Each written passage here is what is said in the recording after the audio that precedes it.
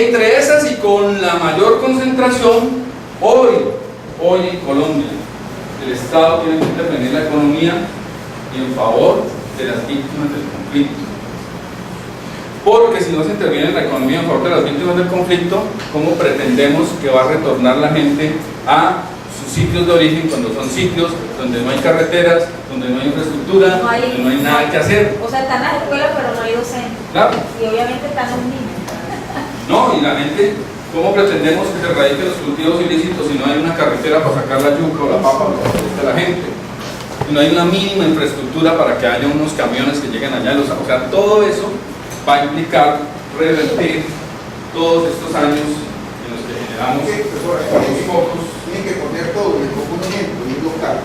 Aquí en Montería, la calle La de Calvario, la calle que estaba buena, en serio buena, la han roto. Pero del centro.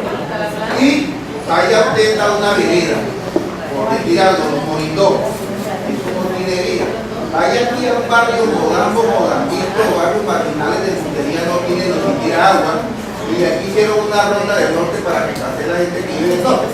Entonces uno se pregunta, de la manera como el gobernante piensa, así es que distribuye el dinero, sin pensar lo que dice la Constitución, que tiene que ser a lo más débil y a lo más afectado de la gente. Correcto. Bueno, entonces, todo eso, vuelvo y repito, nos generó el Estado Social de Derecho. En lo social, ya sabemos que en lo social aparecen todos programas, por ejemplo, de redes para atender a los niños huérfanos, redes para atender a las poblaciones discapacitadas, todos los sistemas estatales para atender a la tercera edad. Ahí aparecen, en ese momento histórico, aparecen como función del Estado. Pero aquí aparece la parte que nos hace clic con nuestro tema de hoy, que es de participación, que es que en el Estado Social de Derecho la democracia existe solo y solo si hay participación ciudadana. Las decisiones públicas se legitiman no porque las tomen los congresistas, ni el alcalde ni el gobernador, sino si hay participación ciudadana. Entonces, la democracia participativa, que es la que crea este modelo estatal, vuelvo y repito, que nosotros acogemos en la Constitución del 91, esa democracia representativa sigue, pero tiene que ser complementada con la democracia participativa. Ahí es donde empiezan a aparecer escenarios de participación ciudadana. Entonces, ¿cuál es la diferencia entre el plan de desarrollo, los planes de desarrollo territoriales del modelo anterior con este? Que en estos pues tiene que existir un consejo territorial de planeación donde va la sociedad civil, representantes de los trabajadores, de los campesinos, a estudiar el plan de desarrollo, a hacer propuestas y fruto después de un proceso de 4 meses sale el plan de desarrollo con participación ciudadana. Esa es la lógica que hemos tenido en Colombia. Y aquí, obviamente, miren ustedes, las mesas de víctimas van a tener que jugársela en este momento coyuntural.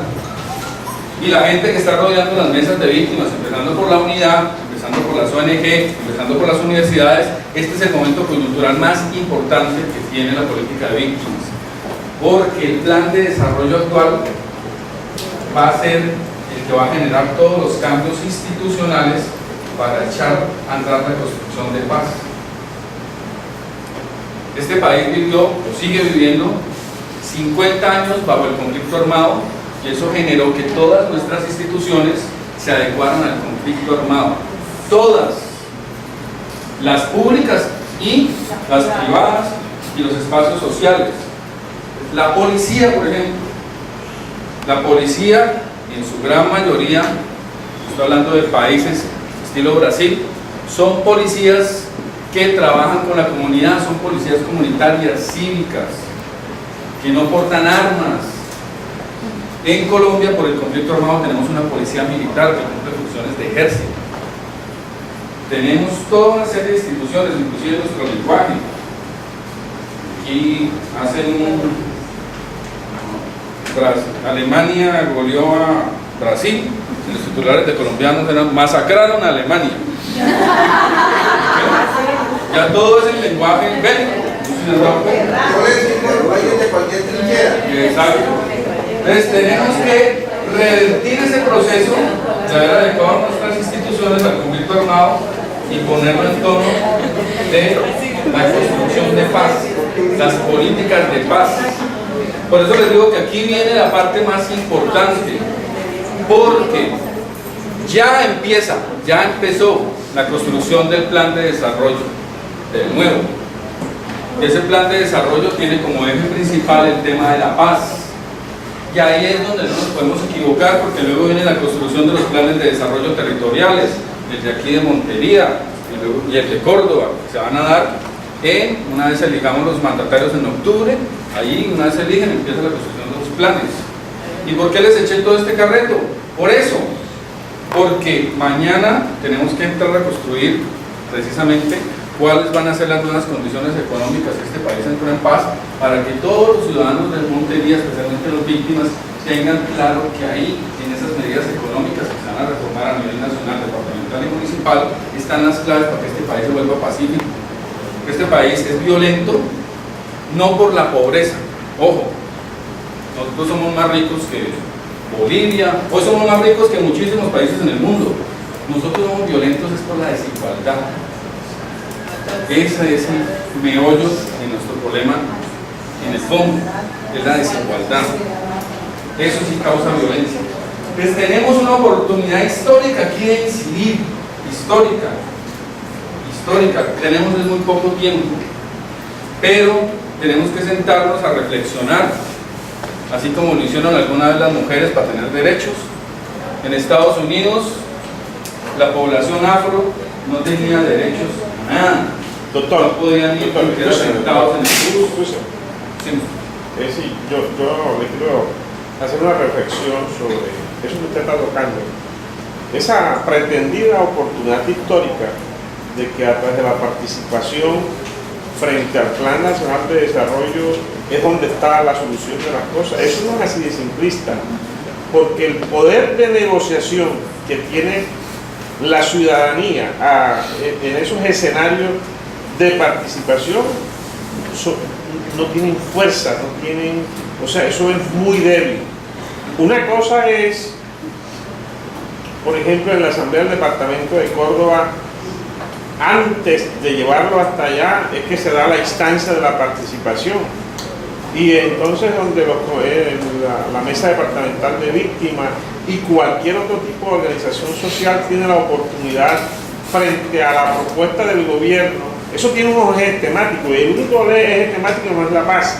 Y tenga la absoluta seguridad que el eje temático de la paz es el que menos recursos tiene. Entonces viene el poder de negociar, yo como víctima o como representante de la víctima, decir, vamos a que el eje temático de víctimas se lleve de 1 billón a 5 billones para poder hacer algo en Córdoba, por vía de ejemplo. Entonces, esa capacidad de negociar y de imponer en esa correlación de fuerza, eso es muy menguado. Yo tengo la experiencia, yo he sido diputado de departamento cuatro veces y sé cómo que es eso. Después se lleva a la asamblea, allá es donde se impone en la asamblea, es cómo que lo vamos a aprobar. Y eso es como un decir, la comunidad tuvo participación, pero el poder de negociación, de imponer negocios, no tiene nada.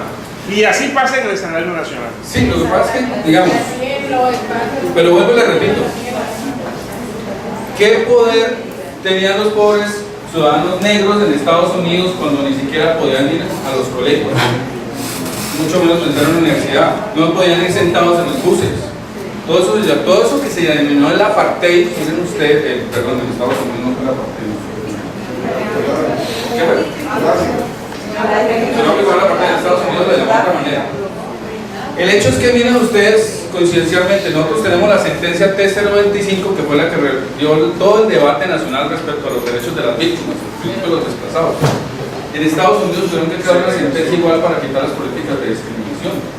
La sentencia ha durado más de 50 años abierta. Aquí dicen, la T025 lleva 10 años y que no, ¿qué? No, ya lleva 50 años la sentencia contra la discriminación racial en Estados Unidos. Ahora está abierta en tribunales del sur. Pero esa sentencia, sumado a la aparición de personas como Martin Luther King, y estos líderes y gente que se reunió a decir esto no puede ser posible, que tengamos una población con sistemas de discriminación, generó que eso fuera cambiando, y poco a poco pudieron ir a las universidades, este rollo. Inclusive la historia más fantástica que uno puede echar es la de este señor que andaba en taparrabo, tenía en esta época era un niño, en taparrabo en Kogelo, en Kenia, y el libro siempre dice, él siempre soñó con ser el rey del universo. Y este señor, su papá trabajaba con un campamento inglés allá afuera, ellos le enseñaron a hablar inglés, le enseñaron las primeras letras, luego le dio una beca, fue a estudiar a la Universidad de Hawái, se casó con una señora blanca, finalmente cayó en el alcoholismo, se paró, terminó por ahí súper mal, pero dejó un hijo, esta señora hizo Obama. Digamos, esa historia norteamericana, con todo lo contradictorio que puede hacer Obama, es un poco la historia de esas reivindicaciones que nacen como sueños, que hay algo que cambiar. O sea, si nosotros seguimos con el discurso de que esto no va a cambiar, que somos corruptos, que no sé qué, pues ahí nos quedaremos de por vida, porque pues aquí no hay nada que hacer, cierre y vámonos. Pero por eso es que el planteamiento hay que hacerlo desde otro escenario. Entonces no mostrar así como que la participación ciudadana es el motor que impone que un plan... No, venga. Aquí hay una política de Estado que es la paz, que la encabeza el gobierno nacional. Y quien tiene la iniciativa en la formulación del plan de desarrollo es el Estado a través del gobierno de turno. Y si yo tengo un compromiso de paz, si esa es mi voluntad del gobierno, si esa es mi política, entonces yo en los ejes temáticos ahí sí voy a vaciar todo lo que yo tengo. Y ya sí le quedó a la comunidad ahí, venga apenas a refrendar, pero es que ni el mismo Congreso puede imponer, porque el presidente tiene el poder a nivel de esos escenarios. Claro, pero es que precisamente es la participación, porque la participación en un momento dado se vuelve un contrapoder. Se vuelve un contrapoder. Pero vuelvo y repito, primera condición para la participación, fue con lo que empezamos esta charla, la educación. Si la gente no sabe, a ver, les hago una pregunta. Una pregunta básica. 2 nombres de jugadores de la selección Colombia. James y quién más. Listo. 2 nombres de 2 diputados de aquí del departamento.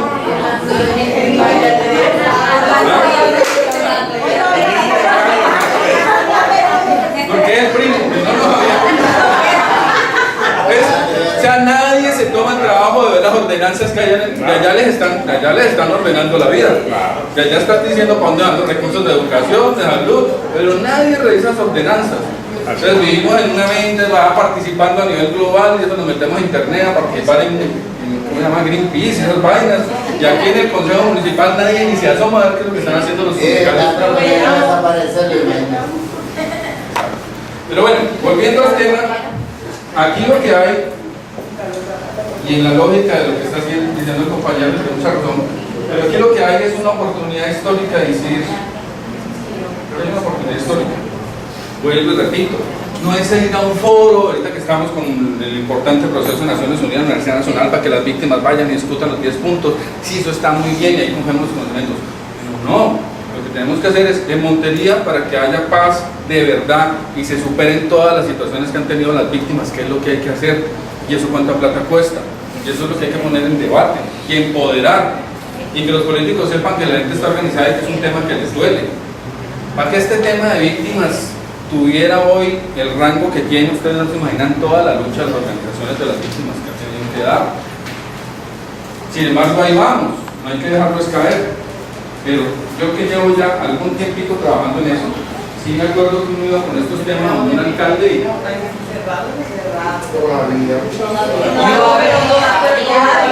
y si uno trabajaba con víctimas era guerrillero. Pero vamos un poquito atrás nomás, un poquitico atrás. Hasta hace poco se decía que no había conflicto armado. Si no hay conflicto armado, no hay víctimas del conflicto armado. Y eso estamos hablando de hace tiempo. Pues hoy el escenario es otro. Pero ese escenario cambió vertiginosamente, nos metió en una coyuntura que es el proceso de paz.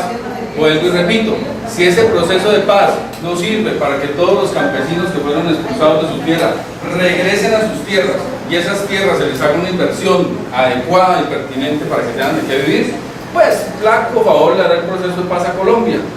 Simplemente Si nosotros no aprovechamos como sociedad civil, como organizaciones de víctimas, como ONG, como universidades, para replantear un cambio de este país ahorita, pues nos lo proponen otros. ¿Quién nos lo propone? Pues los empresarios, las transnacionales. Qué bueno que se pacificó el Guaviare, porque yo ya voy a montar unas minas de cobalto para enriquecerme yo solito, porque la gente de Guaviare seguirá viviendo igual o peor.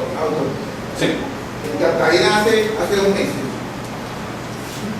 estaba una persona de la unidad de víctimas, no recuerdo qué cargo tenía, y ella decía que ya el dinero estaba casi que se acababa y que no sabían qué hacer.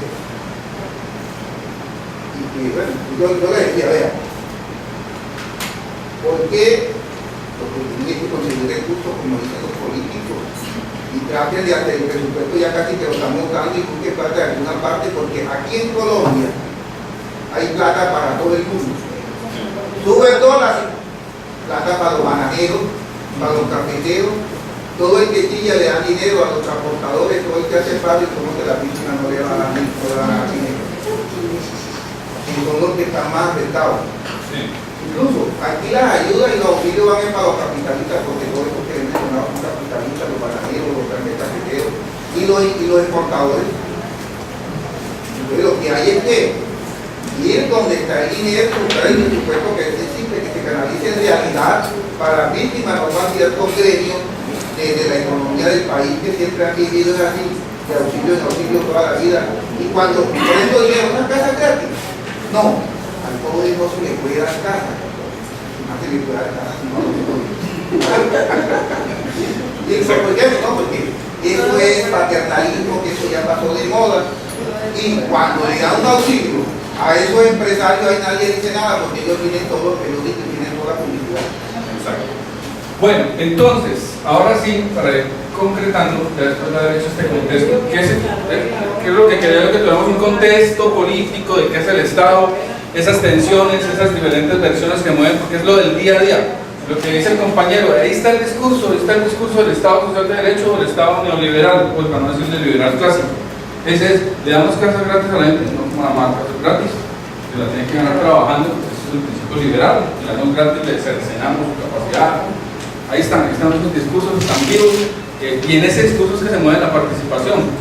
Vuelvo y repito, la participación tiene, y por eso es que tenemos que leer, porque si nosotros creemos que vamos a mover criterio a partir de RCN y Caracol, pues estamos en la olla. Sí, hay que leer porque si no. Entonces, ese primer requisito de la participación es el conocimiento. Yo no sé sobre lo que va a participar, ya perdí el año. Y lo segundo es el interés público.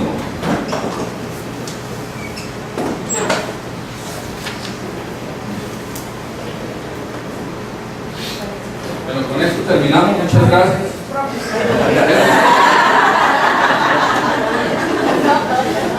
Entonces, miren, ya que estamos en el momento del humor. Quiero comentar una cosita respecto a lo que usted ha venido diciendo.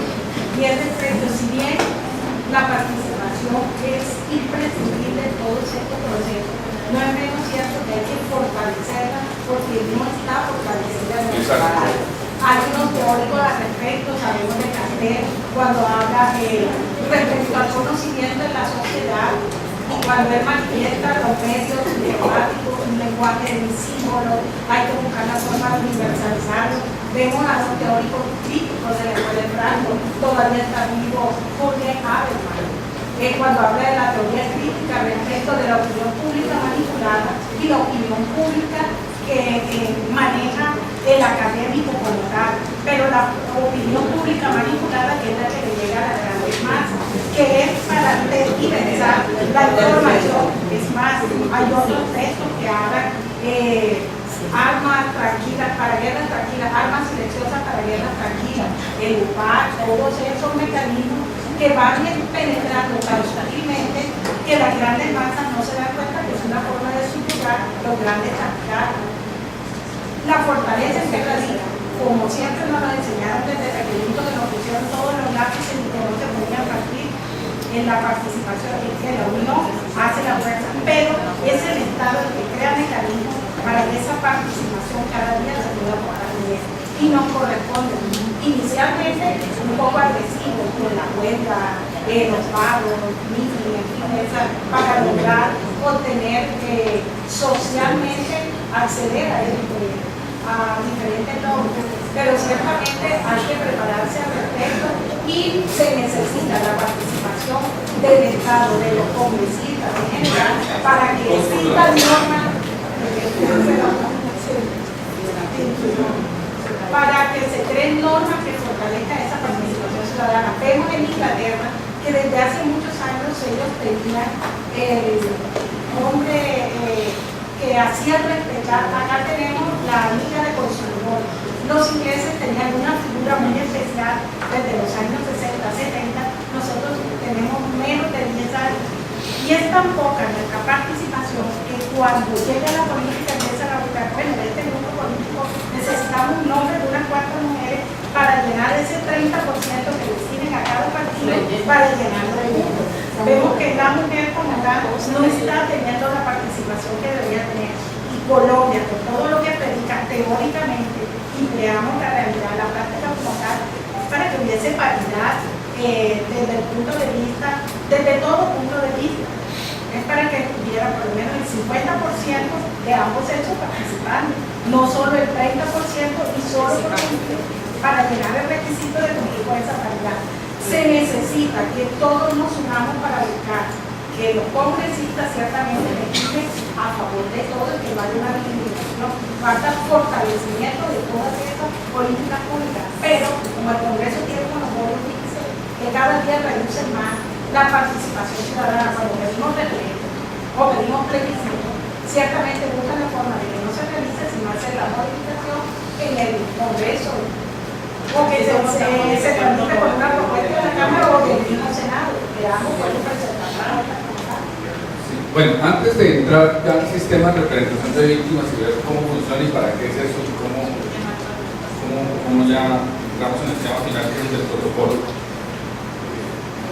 vuelvo y le repito que hay dos cosas fundamentales, es el conocimiento y el interés público. Obviamente el interés público es lo que nos hace líderes. En Colombia hay una predisposición al liderazgo impresionante. Inclusive uno dice con las víctimas, que son personas que vienen de situaciones tanto físicas como psicológicas tan duras, y uno, pues, lo que me ha tocado ver a mí alrededor del país, de ver, pues, son esos liderazgos fuertes que se levantan por encima de ese dolor, a representar, vean, esta vaina es loca, esto no son consejos de juventud, ni de cultura, ni de planeación. Aquí estamos hablando de víctimas que se organizan para representar la violencia sexual, una cosa absolutamente dolorosa. Y uno dice, bueno, yo con unas mesas donde están representantes de violencia sexual, representantes de masacres, y uno dice, ¿qué es esta cosa? Pero luego ya entiende que si no se organizan las víctimas de violencia sexual, nunca en este país va a haber una política de prevención, y mucho menos de atención, y mucho menos de reparación. Entonces, es doloroso, es realmente complicado, pero la importancia que pueden tener estas mesas para cambiar esa lógica que hemos tenido es impresionante.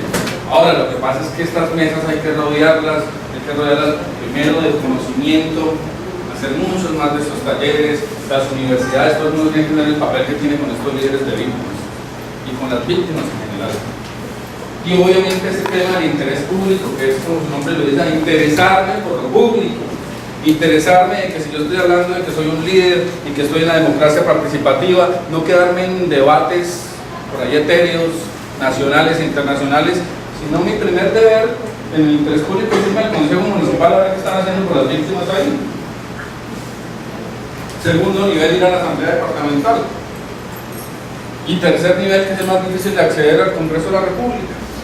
Pero si no arranca uno por la casita, muy difícilmente. Este tema, bueno, lo voy a cerrar con un cuento que resume por qué la tragedia nacional del conocimiento del interés público, para pasar ya al tema harto del protocolo. Un periodista una vez le preguntó a un estudiante universitario, ¿usted cuál cree que es el principal problema en Colombia? ¿La ignorancia o la indiferencia? Y el muchacho dijo, no sé y no me importa. Ahí se resume la tragedia nacional. ¿Listo?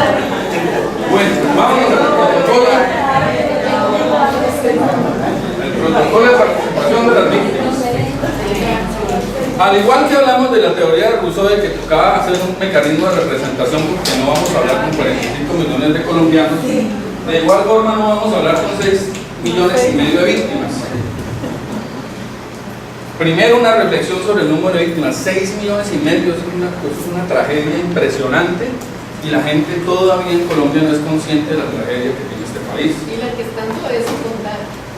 Uruguay tiene 2,800,000 habitantes. Costa Rica tiene 4 millones de habitantes.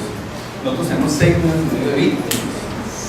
A pesar de que hemos avanzado, que hoy los alcaldes los atienden o les toca atenderlos porque está la Procuraduría y la ley de víctimas. A pesar de que ya, vean, yo me acuerdo cuando se hizo, que fueron los paramilitares al Congreso, al tiempito de eso, en 2004, 2005, nosotros propusimos que fueran las víctimas. Fue la mamá de Ingrid, me acuerdo, fue las familias de policías, fueron desplazados, una cantidad de víctimas todo el día en el Congreso. Después de haber ovacionado los paros del Congreso, ¿ustedes saben cuántos congresistas fueron a ver a las víctimas en el 2005? Uno, el señor Piñacue, fue el único. Hoy los congresistas se pelean la autoría de la ley de víctimas, y está bien, digamos, que ya hay un interés, uno encuentra ya otro ambiente. Sin embargo, aún no es suficiente, y tenemos, vuelvo y repito, que adecuar todas las instituciones a la paz. La primera adecuación que hay que hacer es adecuar todas las instituciones para que atendamos y preparamos a las víctimas. Cuando la Defensoría del Pueblo salió la ley de víctimas, la Defensoría del Pueblo creó una encrucijada de la raca, porque todos sus abogados eran defensores de oficio, o sea, defendían criminales, y entre muchos de ellos estaban defendiendo a los paramilitares. Cuando les dicen tienen que defender a las víctimas, la Defensoría no puede tener a sus abogados defendiendo paras y defendiendo a las víctimas. Les tocó armar rápidamente un grupo ahí con Naciones Unidas para poder salir al otro lado. Eso desnudó que esas instituciones no estaban preparadas, ni esas ni ninguna, para defender a las víctimas. Lo segundo, ha pasado ya todo este tiempo de ley de víctimas y las universidades siguen educando a los abogados para defender delincuentes y no para defender a las víctimas. Entonces no tenemos abogados que defiendan víctimas, tenemos abogados que defiendan delincuentes. Esa es la lógica del derecho penal en Colombia. Mucho menos se está hablando en las universidades, por lo menos en la gran mayoría, de justicia transicional y de todos estos temas. Mucho menos. Sí, pero muy poco. ¿Cuánto llevamos de Constitución del 91 que estableció la jurisdicción especial indígena y en los territorios indígenas, toda la discusión? Los jueces, inclusive, que no tienen ni idea de jurisdicción indígena todo el día en los territorios donde choca la jurisdicción indígena con la normal, son unos problemas complicadísimos. Ese debate de que si puede haber batallones en zona indígena, la Constitución no lo había resuelto hace rato. Y ahorita estamos en el mismo retroceso para los derechos de las poblaciones indígenas. Bueno, el protocolo. Dijimos que la democracia representativa y la democracia participativa decía que en la elaboración de las políticas públicas tenían que participar los ciudadanos. Pues bien, en el caso de las víctimas, la obligación de participar está reforzada por la Constitución, por ser la población más vulnerable dentro de la vulnerable.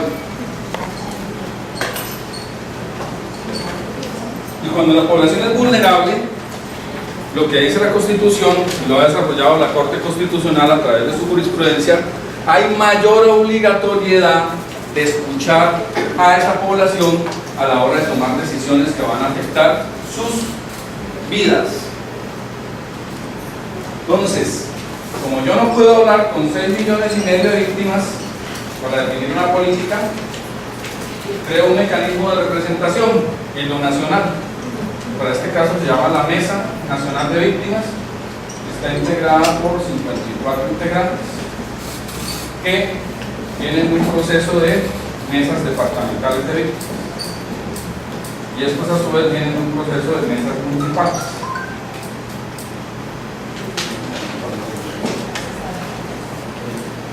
Pues estas mesas a su vez, como ustedes saben, se organizan por hechos victimizantes y enfoques diferenciados.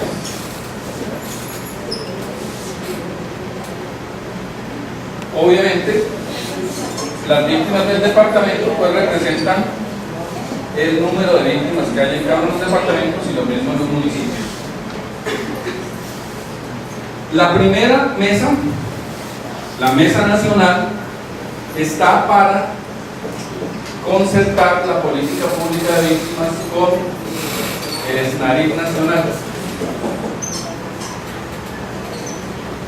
que es el Sistema Nacional de Atención y Reparación Integral a las Víctimas.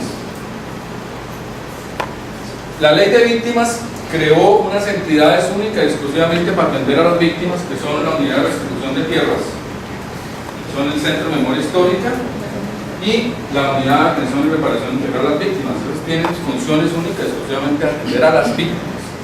Y por primera vez hay tres instituciones, por primera vez hay uno, en este caso hay tres, dedicadas exclusivamente a víctimas. De esas, la Unidad de Reparación y Atención Integral se encarga de coordinar este sistema. Y el sistema está compuesto por todas las entidades nacionales que tienen competencias y obligaciones en el marco de la ley, incluidos los ministerios: Ministerio de Salud, Ministerio de Vivienda, Ministerio de Trabajo, de Educación. O sea que el papel de la mesa es entrar en relación con este sistema para que exista política pública de víctimas en todos esos sectores. Entonces, ¿qué ha hecho la Mesa Nacional de Víctimas? Se ha reunido, ha producido unas propuestas. Al día de hoy, ¿qué ha pasado con esas propuestas? Lo más adelantado de pronto puede ser el tema de restitución de tierras, en donde, fruto de la incidencia, la Mesa de Víctimas propuso e intervino junto con el Congreso de la República. La comisión de seguimiento estaba coincidencialmente el senador Avellaneda o está todavía, el 20 de julio, el presidente de la Comisión de Seguimiento de la Política Pública para Víctimas, y a la vez era el ponente del proceso de restitución de tierras, y hizo un trabajo muy coordinado con la Mesa Nacional de Víctimas para recibir impresiones y alimentar ese proyecto. Paso seguido se reunió la Mesa Nacional de Víctimas, algunos de sus integrantes con jueces de restitución de tierras, hicieron una retroalimentación. Fruto de eso salió un documento que se integró al proyecto que hoy está para reformar el tema de restitución de tierras, o sea, reformar la ley 1448 en el tema de restitución de tierras. Entonces, esa ha sido una parte de la otra parte, por ejemplo, ha sido la incidencia en el tema de retornos y ubicaciones, donde se está discutiendo un borrador en el cual en diciembre pasado se reunieron los delegados de la Comisión de Desplazamiento Forzado y propusieron unos documentos que se integran a un borrador que se va a presentar ahora el 21, 22, 23 y 24, y otra vez encuentro en los comités de desplazamiento forzado para ver los avances en retornos y reubicaciones, ver el borrador de decreto de cesación del estado de vulnerabilidad, que es uno de los temas más sensibles, que es el tema de la ayuda humanitaria, analizar el tema de vivienda y de generación de ingresos. En vivienda se hicieron cualquier cantidad de propuestas al ministerio. Esa reunión fue bastante interesante y ahí uno ya ve en la práctica que eso que dicen de que hay que contar con las personas vulnerables para que las políticas sean pertinentes es cierto. No recuerdo si aquí alguien estuvo en la discusión con el Ministerio de Vivienda y el Ministerio de Agricultura. El Ministerio de Vivienda hace la vivienda urbana y el Ministerio de Agricultura hace la vivienda rural. Cuando empezaron la población desplazada a interlocutar con los funcionarios del ministerio, salieron varias cosas a flote de la política que dan cuenta de que se hicieron unas políticas en Bogotá. Por ejemplo, sí, por ejemplo, la vivienda rural que está ofreciendo el Ministerio de Agricultura tiene menor longitud que la vivienda urbana, cuando lo que saben las personas que viven en el campo es que sus familias son más numerosas. Otra cosa que le decían la gente, los desplazados a la gente del ministerio, son cosas que uno no capta porque uno no vive allá. Decían, señor, ¿por qué no nos ponen el baño fuera de la casa? Es que nosotros usamos el baño fuera, no dentro de la casa. No, es que por normas técnicas tienen que estar dentro. Es que en el campo los baños están fuera de la casa. Una discusión que se dio por el lugar del baño, que fue bastante interesante porque refleja precisamente que es una política alejada de la participación de sus beneficiarios últimos. Y ni hablar pues de con qué materiales se permite construir por las normas técnicas del ministerio, que se les haber inventado un arquitecto, un ingeniero en Bogotá que no vive donde viven las víctimas en el campo. Es esa discusión que ahorita no les voy a decir ya se cambió, no ha pasado nada, pero la sola discusión ya es una riqueza muy grande en cuanto a plantear las verdaderas problemáticas. Ahí tocamos el tema de la telenovela también. Claro, vamos a ver, entonces en vivienda, ¿qué se ha propuesto la mesa? La mesa pidió un asesor de política de vivienda, que lo acaba de contratar OIM para hacer un proyecto de ley de vivienda. Va a sacar un borrador con lo que se ha discutido hasta ahora y luego van a hacer 5 foros regionales. Y ese proyecto de vivienda la mesa lo va a entregar al Congreso de la República. Entonces eso representa un avance muy grande respecto a lo que había anteriormente. Vamos a ver qué sucede. Es lo que yo siempre he dicho. La gente organizó, creó las mesas están participando, hacen propuestas, pero si las alcaldías, gobernaciones o las entidades de la Administración Nacional no responden a las propuestas, pues perdemos el año. ¿Sí? Entonces, esas entidades, yo lo repito, el tema que hablaba aquí el compañero, el Ministerio de Trabajo. Sí.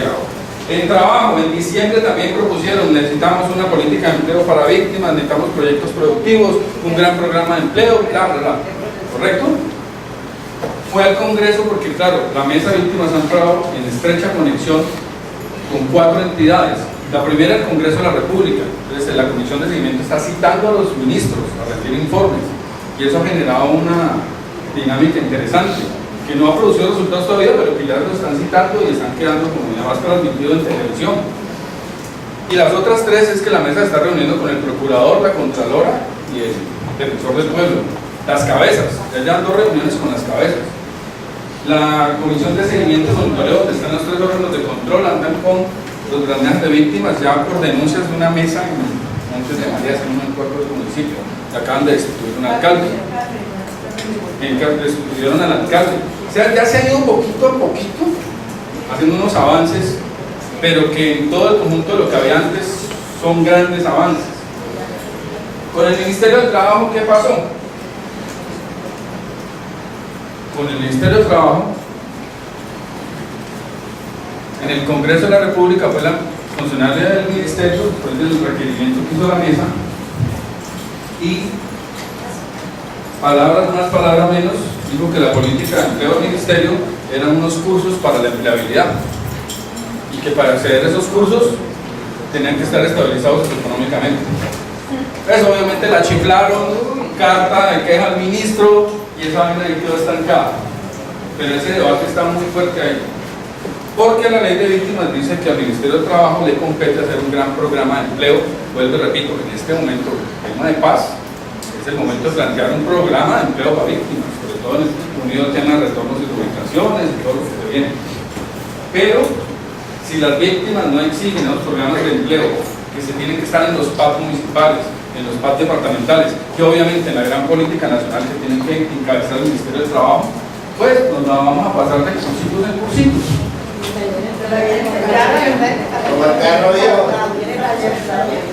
A nivel departamental, las mesas departamentales interlocutan con la gobernación y obviamente las mesas departamentales deberían hacer el mismo lobby que hizo la mesa nacional y tener un par, conseguirse un diputado que les sirva de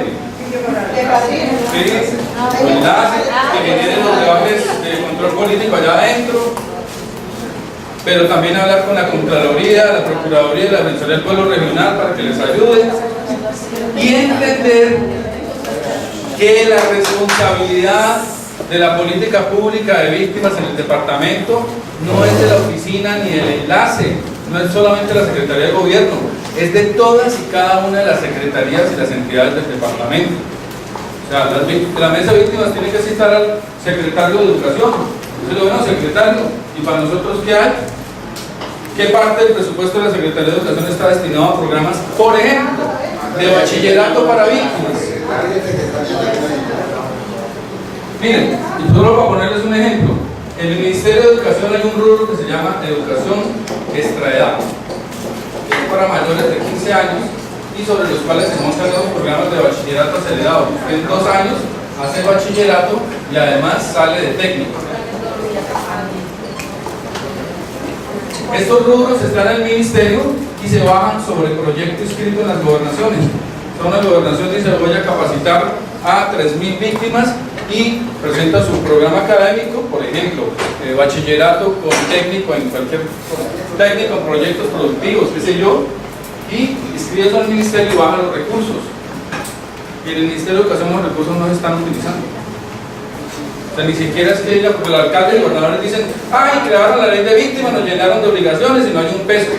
Pero no se presentan a las convocatorias, ni en proyectos productivos, ni en educación. Y ese es el papel de la mesa de víctimas. Saber que su esnarit está a nivel departamental, son las secretarías. Ellos no asisten a ellos porque no quieren Mandan al secretario. Mandan un delegado, Claro, pero cítenlos todos, y si no van, pues vayan a hablar con la Procuraduría, porque la Procuraduría los cita. ¿Listo? Ya a nivel municipal, lo mismo. A nivel municipal, ese esnarit, son los secretarios municipales. Para todo. Vean, la población víctima, como parte de su recuperación social, psicológica, necesita unos programas deportivos, necesita estar en los programas culturales. Entonces, tenemos que activar, primero conocer muy bien ese sistema. Ustedes van a tener una clase nomás del esnarit, que van a tener con la doctora Alba, que es muy buena en ese tema y sabe explicarlo, que les explique bien cómo funciona el esnarit, y luego ya activar con ese conocimiento a los funcionarios para que cumplan sus obligaciones. Y saber que eso no lo tienen que hacer solo, tienen que acompañar de la territorial de la unidad, de los órganos de control, de las universidades, porque hay temas, por ejemplo, el presupuestal es un tema muy complicado, uno lo sabe. Pero, pues tenemos en las ONG gente que sabe de temas financieros. ¿Qué se nos viene ya en este momento? La discusión del presupuesto 2015. En los consejos municipales y en nuestra asamblea ahorita se va a definir qué plata y para dónde va en el 2015, que es el plan de inversiones. Ahí es donde uno le va y hace el lobby con el diputado, con los concejales, y obviamente con la alcaldía de la gobernación, para que ese PAC no se quede en un discurso bonito, pero que no tiene un peso. Pues ahí es donde es clave incidir. Y eso es ya, porque eso se discute ahorita y se aprueba en noviembre, octubre, noviembre. Exacto. Pues ahí está esa discusión. Eso es lo que hace el sistema. Eso es lo que hace el sistema. Ellos saben la temática, porque cada vez que se admite una sentencia, a ellos se les avisa, a los alcaldes donde está ubicado las parcelas o el inmueble que está reclamando la víctima. Inmediatamente se le avisa al alcalde y se le avisa al carcelero municipal y se le avisa al gobernador, independientemente del municipio que sea. Entonces ellos están avisados relativamente cómo está la cosa y de buscar los recursos. Así que no es que los vaya a sorprender cuando llegue una sentencia y estén pidiendo algo para hacer y salen con el cuento que nos llenan de obligaciones, pero no nos da recursos. Es la hora que se busquen, porque la temática es esa. Demanda que se admite, inmediatamente se les notifica a ellos. Claro. Y este tema de participación, por eso es que compete no solo a la Subdirección de Participación, nosotros hacemos el lineamiento, hacemos la coordinación, hacemos un poco de capacitación, pero esta es una obligación de los municipios. Cada municipio está obligado a trabajar con su mesa municipal. Los municipios, como las gobernaciones, son quienes tienen que sostener las mesas de víctimas, sus consejos de juventud, sus consejos de cultura, sus consejos territoriales de planeación, pero hoy la prioridad constitucional y legal por la ley de víctimas son las mesas de participación de las víctimas. Vuelvo y repito, por ser la población más vulnerable dentro de la vulnerable. Por eso hay una obligación legal que alcaldes, gobernadores no pueden hacerse los locos. obviamente mucho menos el gobierno nacional. En ese sentido, en ese orden de ideas, vuelvo y repito, esas mesas tienen unos hechos victimizantes, que son los que dijimos: violencia sexual, desplazamiento forzado, delitos contra la integridad física y psicológica, y tienen otros representantes que son los enfoques diferenciales. Valga la pena también hacer ahí la cuña, dándome lo que decía aquí, querida amiga, y es que en las mesas de víctimas la mitad de sus integrantes tienen que ser mujeres. Inclusive cuando se van a cargos de representación, o sea, ya se eligió la mesa, vamos a elegir los miembros del Comité de Justicia Transicional, una mujer mínima. No pueden, si van dos hombres, se tiene que anular la siguiente, tiene que ir por lo menos una mujer. Exacto, la paridad. En este momento las mesas de víctimas son el único espacio en Colombia que tiene la paridad, el resto ha llegado hasta el 30%. ¿Por qué se hizo así? Primero, porque las mujeres, en términos cuantitativos, son la mitad de las víctimas que están en el registro.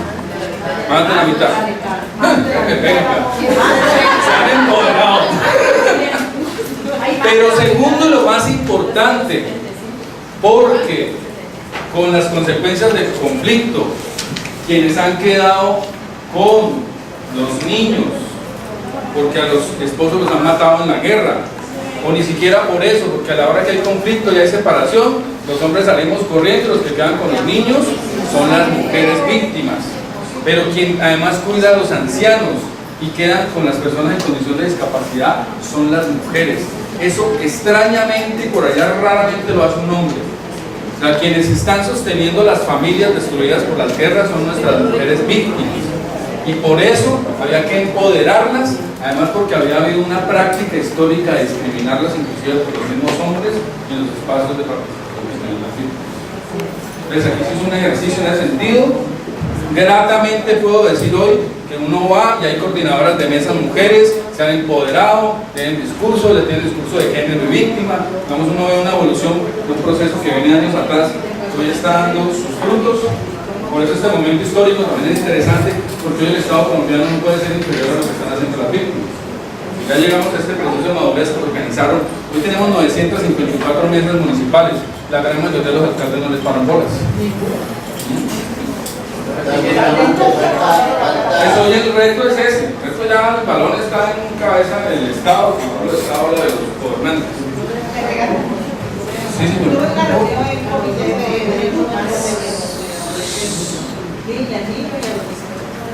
Y el gobernador le dijo a la Procuraduría que vino, estuvo presente, le dijo que ahora el Estado le estaba exigiendo más responsabilidades con la ley 1448 por los desplazados, la víctima, y que no había fondos ni de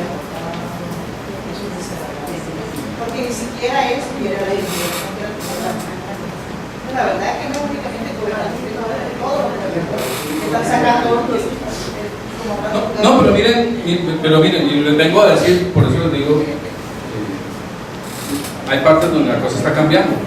Yo acabo de venir de La Guajira, la mesa departamental hizo un convenio con la asamblea, se reunieron con el anterior gobernador hizo un compromiso, al gobernador lo sacaron, llega el nuevo gobernador, los mismos diputados lo llaman y le dicen: gobernador, quiero un compromiso con las víctimas, sí, yo lo cumplo, y les acaba de dar 100 millones de pesos solo para la mesa y fortalecimiento de la mesa departamental.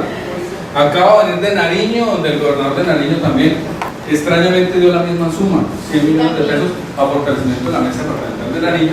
Y hoy me llamó el coordinador de la Mesa Nacional, Jorge Vázquez, a decirme que había tenido una reunión, el coordinador con el gobernador del Tolima, y que el gobernador del Tolima hoy me acaba de anunciar esta mañana que acaba de llegar, les acaba de dar 100 millones de pesos. Curiosamente la misma cifra, no sé si se pusieron de acuerdo. Entonces ya uno empieza a ver que hay, estoy hablando solo de recursos para la mesa, o sea, para que la mesa se reúna, para que haga sus reuniones, para que tenga un espacio, solamente para la mesa. Entonces ya uno ve que se está moviendo. En mayo, por conocimiento del juez, las organizaciones y los entes territoriales están aportando y de mucha voluntad en el uso. Entonces, digamos, vuelvo y repito, no es que no, todos los alcaldes, no, ya hay gobernadores que pusieron las pilas, alcaldes que pusieron las pilas. Entonces eso también hay que sacarlo a reducir, porque hay que hacerle un frente común a los mandatarios y a los funcionarios, incluidos funcionarios, y me incluyo, de la unidad, que no quieran cumplir las funciones. Hacerles un frente común de presión en el buen sentido de la palabra para que se cumplan las funciones. Mira, hay ministerios que le han metido la ficha a esto, uno puede decir, con errores, sin errores. El Ministerio de Salud está con el vaccine, con el plan decenal, uno lo ve moviéndose. Yo no puedo decir lo mismo, no voy a decir nombres de otros ministerios que les importa 5 impuestos al día de hoy, cuando el presidente de la República ha dado la orden de que es la prioridad del gobierno. Y a esos ministerios, la Mesa Nacional tiene que hacerles los llamados de atención. Pero esos llamados de atención, vuelvo, insisto en un punto, solo se pueden hacer si conocemos de qué estamos hablando. Si sabemos cómo funciona el SNADI, cómo funciona el presupuesto municipal, etc. Profesora, una de las cosas que la falencia que hemos encontrado, sobre todo una vez sobre este tema, es la falta de adecuar los procedimientos internos de las entidades que pertenecen al SNADI con las órdenes que dan los jueces. Como un ejemplo, por ejemplo, en el INCODER, en este caso acá no, porque todavía no he hecho reclamaciones porque tiene válido, pero en otras partes del país sí. Entonces, le fue falla en 4 meses. Y los reglamentos internos o rutas, como quieren que se la llamen en el INCODER, demora 1 año, 8 meses, porque lo que hace es acudir ya, perico que no esté bien. Entonces, el INCODER demora 8 meses hasta 1 año para hacer la aplicación, donde está quedando la restitución de tierra. Y fue falla en 4 meses y ellos, para hacer una cuestión que es netamente administrativa, están demorando 8 meses. Entonces, eso sobre ahí es que hay que tratar de tocar los temas para que todas esas entidades adecúen los procedimientos a las órdenes de los jueces de la restitución. También se tocó el caso del SENA. ¿Y usted sabe cuál es eso que es un proyecto de reforma? No, pero lo que yo tengo es que para adecuar los procedimientos internos no se necesita ninguna clase de reforma. Ni leyes, ni nada. No hay que reformar la ley para eso. Son procedimientos internos a través de resolución. Sí, pero la ley podrá tener un... Creo que no, lo que yo tengo es que el proyecto de ley que había ya no existe porque fue retirado por el gobierno hace como 15 o 20 días, pero le continuó con el tema del SENA.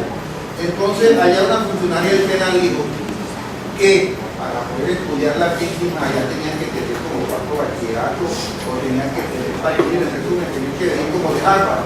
Y yo le dije, usted simplemente lo que tiene que cumplir la ley de los jueces, adecue los